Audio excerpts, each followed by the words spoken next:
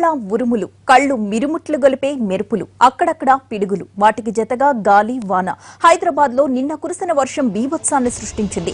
చెట్ల కొమ్మలు విరిగి పడటంతో పలుచోట్ల విద్యుత్ సరఫరాకు అంతరాయం కలిగింది. మెహదీపట్నం, టోలీచౌకీ, అమీర్పేట, ఎల్లారెడ్డిగూడ తదితర ప్రాంతాల్లో అంధకారం అలముకుంది. రోడ్లపై భారీగా నీళ్లు నిలిచిపోయాయి. వాహనదారులు తీవ్రంగా ఇబ్బందులు పడ్డారు. కొన్ని చోట్ల ట్రాఫిక్ కిలోమీటర్ల మేర నిలిచిపోయింది. పగలంతా సెగలు కక్కిన ఎండ సాయంత్రమైనా తగ్గని ఉక్కబోత అల్లాడిపోయిన నగరవాసులను రాత్రి కురిసిన కుండపోత వాన కూడా ఇబ్బంది పెట్టింది.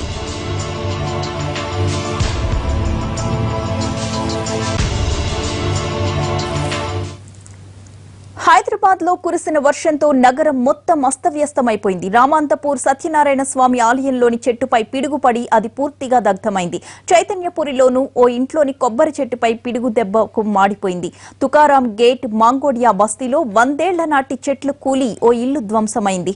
పలు ప్రాంతాల్లో విద్యుత్ స్తంభాలు ఒరిగిపోయాయి. గడ్డమీది బస్తీలో అమ్మవారి ఆలయంపై చెట్టు కూలింది. ఇవి విద్యుత్ తీగలపై పడి సరఫరా ఆగిపోయింది. ఓయూలో కూలిన చెట్లను అధికారులు తొలగిస్తున్నారు. తెలంగాణలోని జిల్లాల్లో కూడా వర్షాలు భారీగానే కురిశాయి. వరంగల్ జిల్లాలోనూ ఈదురుగాలులు, వర్షంతో అపార నష్టం వాటిల్లింది. హసన్పర్తి మండలం బహుపేట ప్రాంతంలో గాలులకు ఆటో అదుపు తప్పి ట్రాన్స్ఫార్మర్ను ఢీకొనడంతో ఒకరు అక్కడికక్కడే మృతి చెందగా 3 తీవ్రంగా గాయపడ్డారు. రాత్రి కురిసిన వర్షానికి యాదాద్రి బాలాలయంలోకి నీళ్లు చేరాయి. స్పందించిన అధికారులు భక్తులకు అసౌకర్యం కలగకుండా ప్రత్యేక ఏర్పాట్లు చేశారు. అయితే బాలాలయం దగ్గర ఏర్పాటు చేసిన చలువ పందిళ్లు మాత్రం ఈదురుగాలుల దాటికి కొట్టుకుపోయాయి. యాదగిరిగుట్ట మండలంలోని అన్ని ప్రాంతాల్లో జోరు వాన, ఈదురుగాలుల కారణంగా విద్యుత్ స్తంభాలు నేలకూలాయి. సరఫరాకు తీవ్ర అంతరాయం కలిగింది. మండలం మొత్తం చీకట్లు అలముకున్నాయి.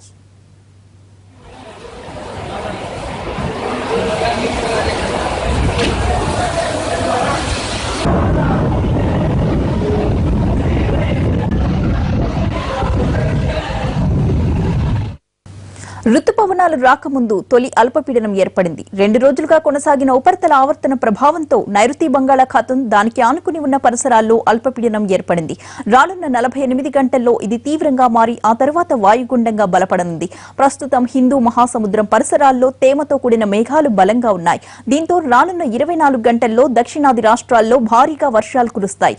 ముఖ్యంగా 3 రోజుల తర్వాత కోస్తాంధ్రలో విస్తారంగా, మిగతా చోట్ల భారీగా వర్షాలు కురుస్తాయని వాతావరణ శాఖ తెలిపింది. అల్పపీడన ప్రభావంతో నైరుతి రుతుపవనాల రాకకు అనుకూల వాతావరణం ఏర్పడింది.